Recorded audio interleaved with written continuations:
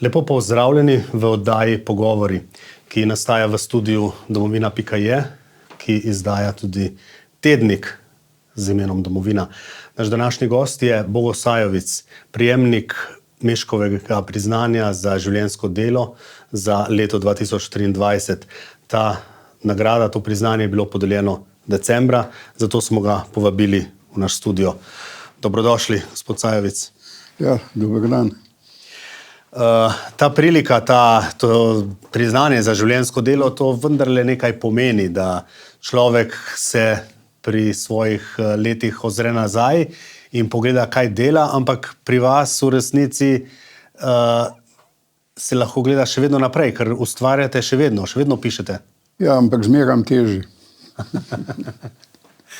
No, ampak za svoja leta? Ja, sem relativno mlad. 85 let. Zdaj, precej star je tudi vaš rod. Ne? Ja. Imam tukaj pri sebi zanimivo knjigo, ki je bila natisnjena na Dunaju leta 1902. In v njej so zbrane zanimive družine, in sicer plemiške družine nekdanje Avstrije oziroma Avstro-Ogrske takrat. In nekaj je tudi slovenskih oziroma rodbin, ki so bile v tistem času v Sloveniji. In kar na 2 oziroma 3 straneh je opisana rodbina Sajovic. Ima tudi grb, plemiški grb, ampak zelo nenavadno, ne, da se ta rodbina pojavi tu. Kako se je to zgodilo? Ja, po moje je moj star oče Franc Ksaver je verjetno plačal orang, ampak ne vem pa ne. Najbrž je, ker so nekatere družine not, ker so na pol strani samo, ne. Ampak to se pravi, da so jih samo registrirali, ne. Tle pa zgleda, da je mogel biti ali vprašan ali kakorkoli, da je več povedal, ne, za katerega je pa tako bolj zajetna zadeva. Ja, ker tu se vaš rod se navaja od leta 1695 naprej. Ne? In sicer vedno na Kranjskem, torej v Šenčurju. Ja. Olševk. Ja, v Ošlevku in začne se s Štefanom. Torej tu imamo 5, 6, 7 generacij. Ja. Marjan je zadnji, rojen 8. marca 1898. Ja, to je moj oče. To je vaš oče. Ja. Povejte nam kaj več o očetu. Ja, moj oče je bil strojni inženir. Končal je, mislim, da v Ljubljani fakulteto naredil, ne vem, ali pa mogoče na Dunaju, ne vem točno, se ne spomnim. Drugače je bil pa zaveden Slovenc, pravzaprav lahko bi rekli Slovan, zaradi tega, ker pozneje je, se vede, se je v Pragi študiral tudi. Kot mnogi Pan-Slovani, oziroma mnogi zavedni Slovenci. Pol pa ne vem, zakaj je moral iti v Varšavo. Ni bilo več denarja ali kaj, nekaj ne bilo narobe, je šel v Varšavo. No in pa je bil en čas, je bil tudi v Dancigu oziroma v Gdanskem. Pa je pa v Varšavi pa mojo mamo spoznal, ne, ona je pa Poljakinja, ne. In posta se poročila tam okrog leta 29 ali pa 30, ne vem nič točno, se ne spomnim. Imam starejšo sestro, ki je letnik 31, samo najčišče pri sebi, je sicer v domu za ostarele, ampak ima sjajno dela možek, pa spomin. Jaz imam pa težave s tem, ne. No, ampak vendarle, če še vedno pišete glose. Ja, vprašanje, koliko so zanimive. Lih zdaj imam tole o Putinu. Razmišljam, kako bo napadel Združene države, tako kot Ukrajino, ne. sam mora najti prej noter kakšno manjšino svojo. Rusko manjšino. Ja. Pa če jo ni, ne, sem pa lih slišal, da so dva čovna, da ste se dva s čovnom ušla iz Rusije v Ameriko. Ne, prav na Aljasko. Na Aljasko, ja. In to bo zdaj manjšina, ne. Ker za manjšino morata biti vsaj dva, da se lahko pogovarjata, ker pol oni na pogovor. Torej, v Ukrajini je cel kup Ukrajincev, ki pa tudi če po rusko se pogovarjajo in to je bolj manjšina, ne. No, če šalo na stran, če gremo spet k tej zgodovini. Ne, recimo Slovenija je bila po letu 1945, pa tudi že prej, obglavljena v smislu politične, gospodarske in meščanske elite. Ja. Vi v bistvu predstavljate neko to predvojno meščansko intelektualno elito, ne, tudi oče. Oče ste rekli mi nedavno, da je dobil tudi neko priznanje od cesarja. Ja, on je, to mi je zdaj sestra povedala, jaz sploh nisem vedel tega. Mi je sestra povedala, da ko je bil 16 let star, moj oče je bil odličen plavalec, že takrat kot majhen, ne. In je enkrat v Kokri eno 16-letno deklico rešil, ki se je utapljala. In za to rešitev mu je cesar, ta Franc Jožef, ne, mu je dal eno nagrado, to se pravi priznanje, plus neko finančno nagrado, ki jo je pa moj oče podaril, ne vem zakaj, ampak to je, zdaj pa lih razmišljal, pa sem pa razmišljal, koliko je Tolovari Štito dal komu nagrad, če je kdo kaj dobrega naredil. Iz tistih časov, recimo kmalu po vašem rojstvu, je tudi zelo napeto obdobje za vašo družino. Ja, ste bili izgnani med vojno. Ja, smo žili v Srbijo izgnani. Sicer mi smo živeli v Kranju, kjer so zasedli Nemci. In potem so nas celo družino, razen stare mame, so izgnali v Srbijo. In potem smo bili od leta, to se pravi, okrog sredi junija do decembra smo bili v Beogradu oziroma v Srbiji, pol pa smo počasi, oče pa mama hodila v Beograd in potem je oče pri italijanskem konzulatu v Beogradu dobil Lašo Pasare, zaradi propustnico, ker je rekel, da bo delal na železniški direkciji, tako kot je prej delal, ne. So ga izgnali, ker on se je vsak dan vozil iz Krajina v Ljubljano v službo, ne. Ampak, ko je vojna ratala, je bilo tega konc, ne, oziroma nas so izgnali, ne. In tako, no, da je potem smo se pa vrnili leta 41 v Ljubljano, decembra. Imeli ste veliko srečo, ne, ampak da ste tako hitro lahko prišli. Ja. Zakaj pa vojna se je začela aprila 1941? Junija že so vas izgnali, ne? Torej v tistem prvem valu, ko so Nemci Štajerske in Gorenjske izganjali najbolj zavedne Slovence in duhovnike. Ja, ker je oče pač pasal, mogoče tudi zaradi mame, ker je Poljakinja bila, morda tudi, ne vem, tega ne bi vedel, ampak očeta so zaradi tega, ker je bil pač Slovenc, ne. Pa inženir hkrati, ne, to se pravi, je pa bila ena zanimivost, veste,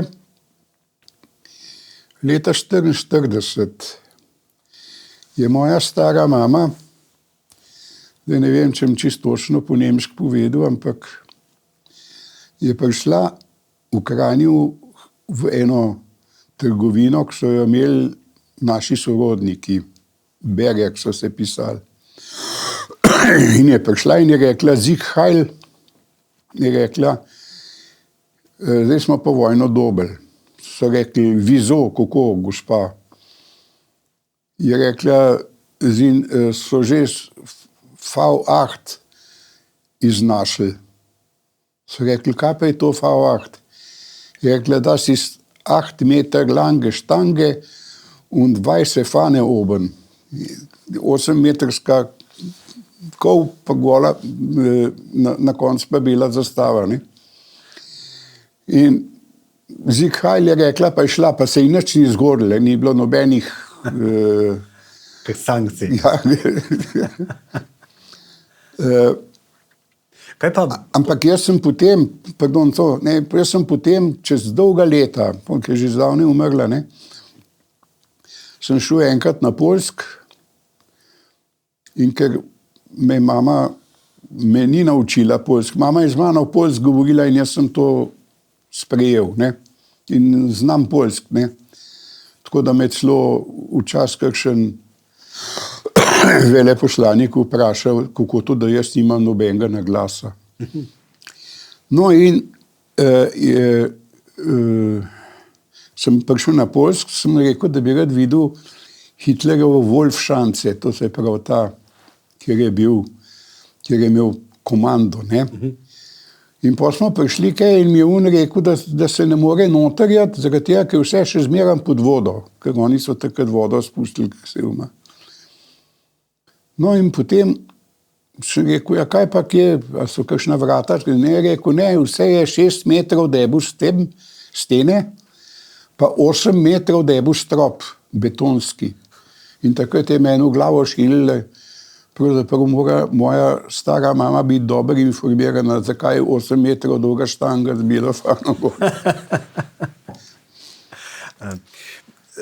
Koliko se vi spomnite druge svetovne vojne? Zelo slabo, veste kaj, ta prva stvar, ki se spomnim, je to, da je moja mama jokala. Mi smo bili, glejte, jaz nisem nobene fakultete naredil, nič nisem naredil, ampak s 3 leti sem bil že v Škofovih zavodih. Tako je bila gimnazija, sem pa je bil zapor. In tam so nas Nemci naterali nekje v enem hodniku, so ubili tako 2-4 metrske dile, oziroma 4, pa slamo noter, ne.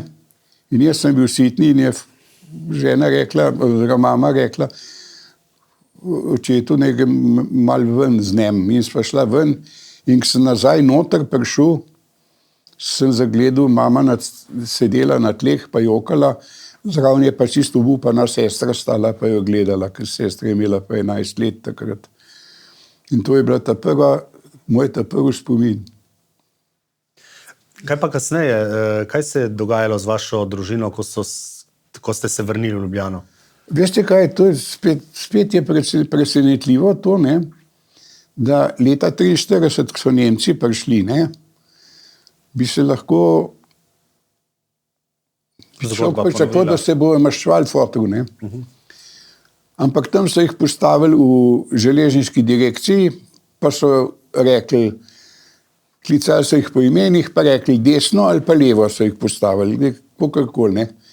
In ne vem, kje ene so odpeljali v Dachau, moj oče je bil pa med tistem, ker niso šli v Dachau, so šli lahko domov. No. Ne vem, zakaj, kakšno srečo imel, ker ne bi preživel. Sigurno ne, ker to je bilo 43 leta že, ne. Kaj pa sicer je sodeloval z Osvobodilno fronto ali kako je, kaj med vojno? Ne, da bi vedel, veste, tle je moja mama je bila brihtna ženska, pa je rekla, preč od Srbov, pa preč od Nemcev. In kaj pa po vojni? So bili po vojni, je prišla osvoboditev, olajšanje ali ja, pač? Da so hoteli, ker je oče smo dobili stanovanje v Fonovih blokih, 3-sobno, bili smo pa 4. So kar naenkrat se je pojavila ena skupina,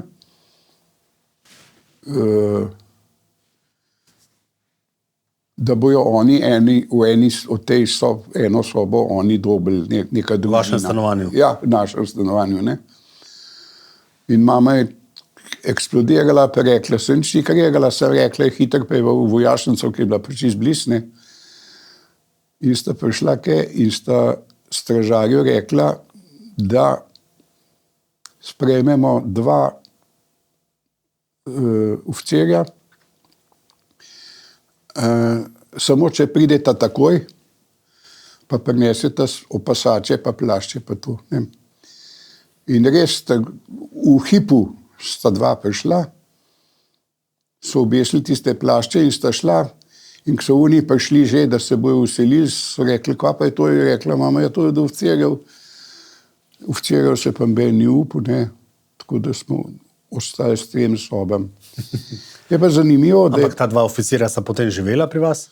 sta in so že, pol so pa eni drugi, pol je pa en drug oficir prišel in s tistim oficirjem je pa moja sestra sta se zatreskala in sta se poročila, in tako da imam jaz zdaj v bistvu en del familije, saj niso mohamedanci, ampak Kako ste vi doživljali v mladosti, recimo, ta nov povojni komunistični režim? Pravzaprav, veste, da se nič posebenega mi ni bilo, ne. Mi smo tako fuzbal igrali, kot bi ga igrali, če ga ne bilo, ne. Pa če bi bil en drug. Mislim, nisem imel nobenih zadev takih, ne. Edina stvar, ki se jo spomnim, je bila,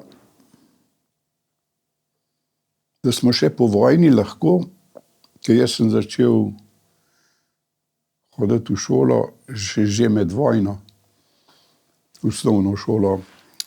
Ampak po vojni se pa spomnim, ne vem, v katerem razredu, je bil to 4. ali 5. razred, smo se lahko vpisali tudi prostovoljno k verouku. No in jaz sem se vpisal tam k verouku. Potem pa je enkrat razlagal ta kaplan, ki je imel, kako je na drugem svetu, ne vem, so tam ogenj, pa to, pa bolečine, pa bore kaj, ne. Pa sem pa jaz roko vzdignil, pa sem rekel, a mi poveste, prosim, kako to, da če človek umre, vse tle ostane v zemlji, kosti pa to, tam ga pa nekaj žgejo, pa tako naprej, ne. In on mi ni znal, on je rekel, ja, to vam ti jaz ne morem povedati, ni mi znal povedati, da gre za duševne bolečine, ne za fizične, ne. In potem sem jaz nehal v verouku hoditi. In ker sem nehal v verouku hoditi, sem ugotovil, da tudi v partijo ne bom stopil.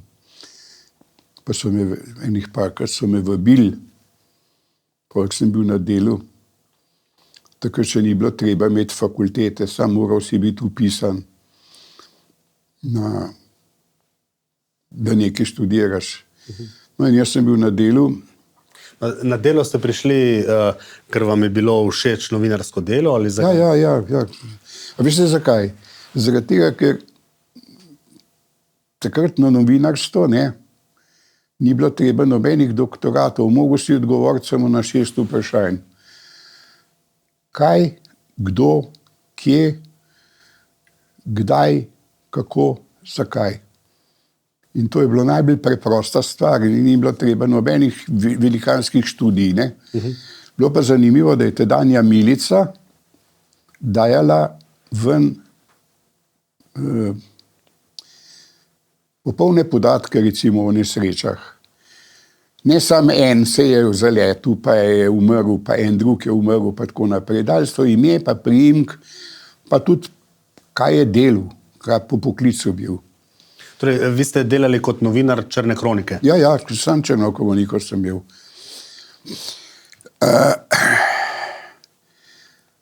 Ampak enkrat so me zaskočili, češ,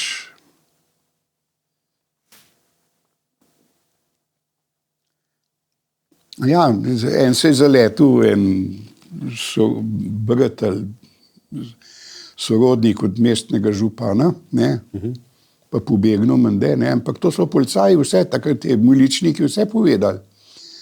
In jaz sem to napisal, pa so pa rekli moji šefi v notu. Torej tudi, da je bil sin župana, oziroma brat župana. Ja, no, ne vem, sem pozabil že, kva je bil, ampak so rekli, ne tega, sam ime, ne. Sem rekel, prav, ne. Pa se pa naenkrat čakajte, kako se je pisal,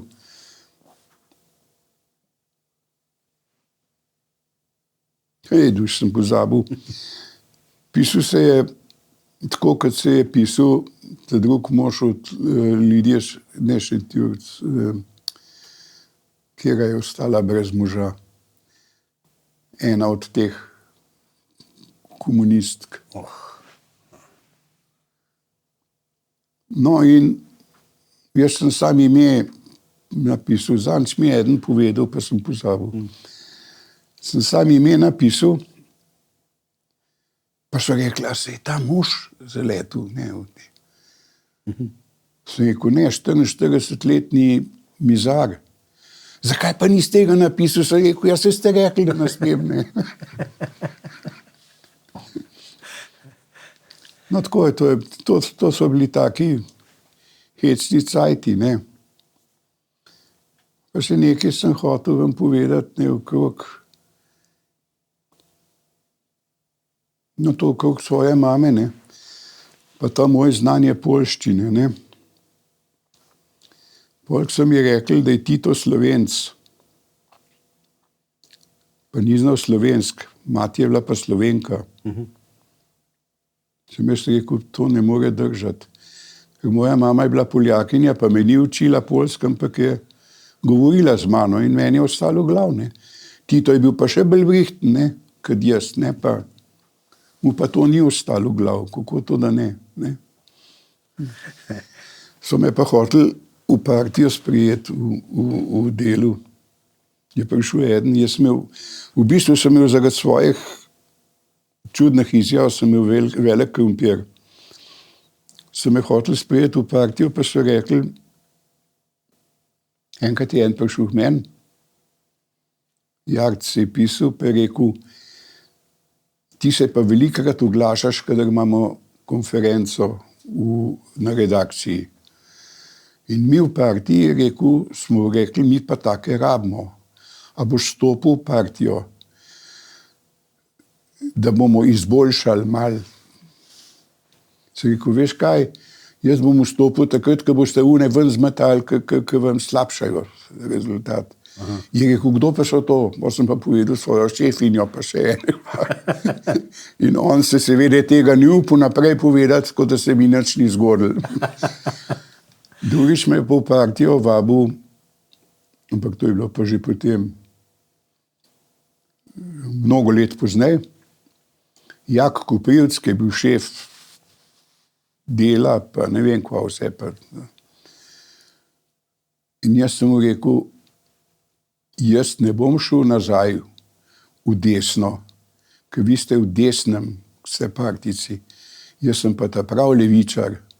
Rekel, kako sem? Rekel, jaz sem anarhist. Rekel, kako pa je to? Sem rekel, sem bo že zvedel. Na kar me je pa rešil Matic Drmasja, ki bi zraven rekel, pustga se je fejšven, ne. Zdaj, tisto mogoče najbolj zanimivo obdobje v vaši novinarski karieri je bilo v času v 80-ih letih, ko ste bili celo urednik Pavlihe, ne? To je bil satirični list. Sam en od urednikov, nisem bil ta glaven, ne. Glavni urednik Pavlihe je bil Bogdan Novak, ki me je tudi iz dela s sabo potegnil. In potem sem jaz imel tam tisto zadnjo stran Veritas, smo te drobne štose. In v bistvu je pravzaprav cel čas se je dogajalo isto, kot zdajle s tole vlado. Ne. Skozi je bilo nekaj narobe, pa mi smo pa to pisali noter. In so imeli, takrat, ko je Bogdan Novak vodil, so je bilo, zanj sem govoril z njim tudi, je bilo mi sedi okrog 10 ali celo več tisoč naklade. Pa so pa prišli, pa so Bog, da nas pravi preč. Zamenjali z Vinetom Roglem. No in eden, pa se ga nam imenoval, vse ni važen, je prišel in je vodil ta sestanek in rekel,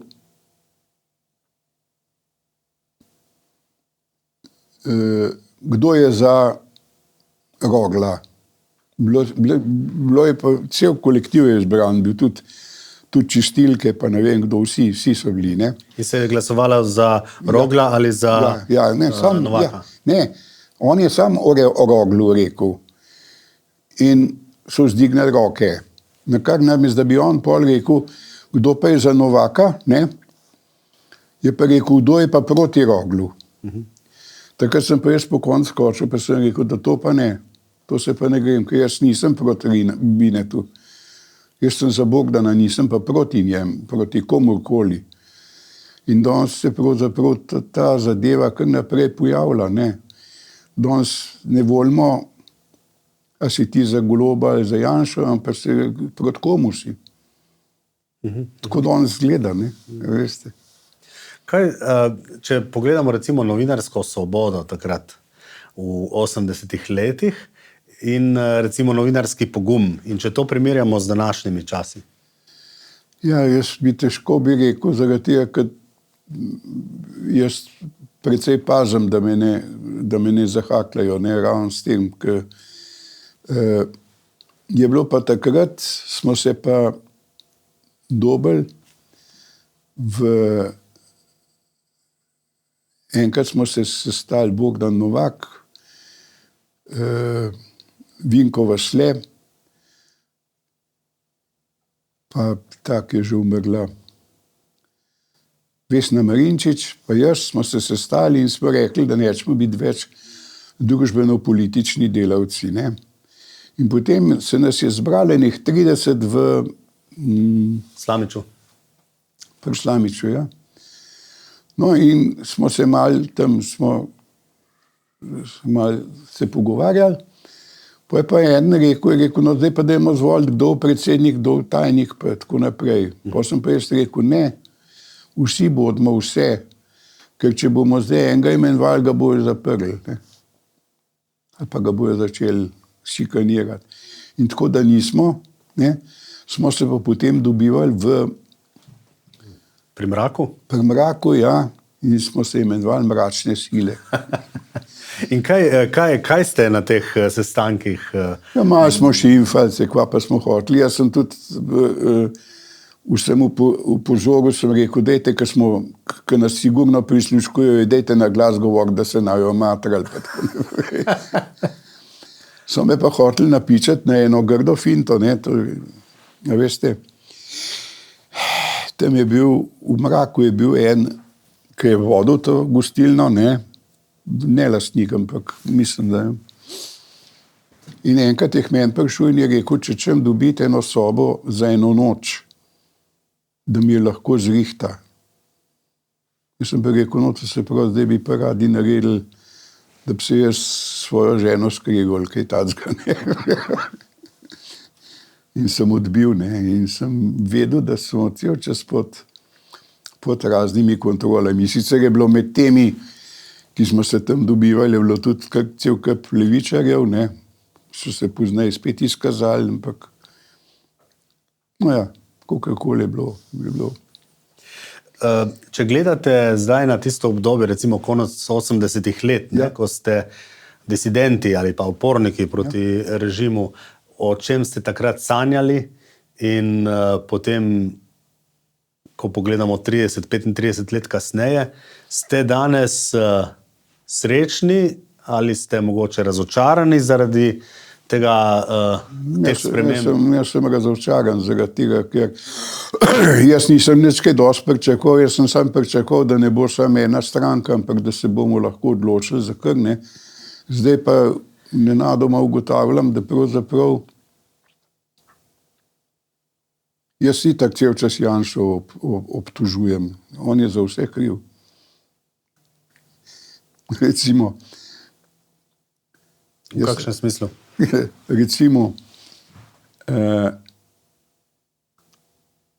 On je to knjigo o Sao Paulu, pa te zadeve spravil, ne. Te knjige so tudi oni prebrali in zdaj znajo golfati na volitvah. Kriv je pa Janša. Če ne bi izdal knjige. Jaz sem enkrat napisal, da je najbolj zaščiten človek je Janša, zaradi tega, se ga ne upajo ubiti, odstaviti kar gol, ker kako ne se pa potem obnašajo, pa kako ne pa pol furajo svojo zadevo, če ne bo več Janše. Če ne imajo več sovražnika. Dobro, še to me zanima, če pogledamo danes, prej sva šla na te generacije prednikov, ne? Če pa gledamo na generacije potomcev, ne? Je zelo zanimivo, da je tudi vaš sin in celo vnuk, ne? Ja.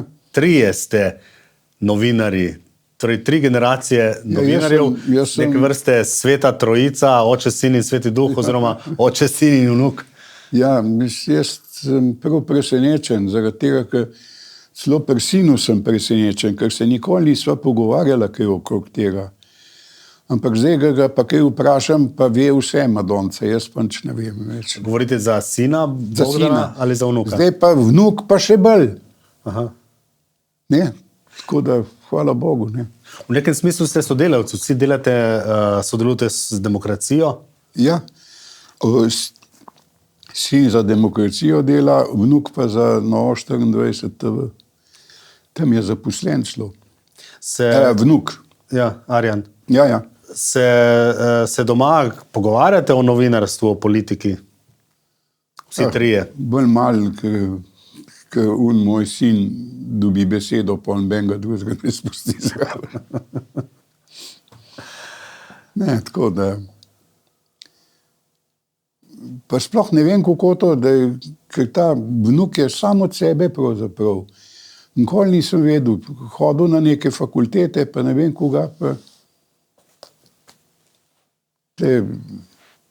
se en cajt je hotel celo v vojsko, meni se zdi, kot vojaško, ne.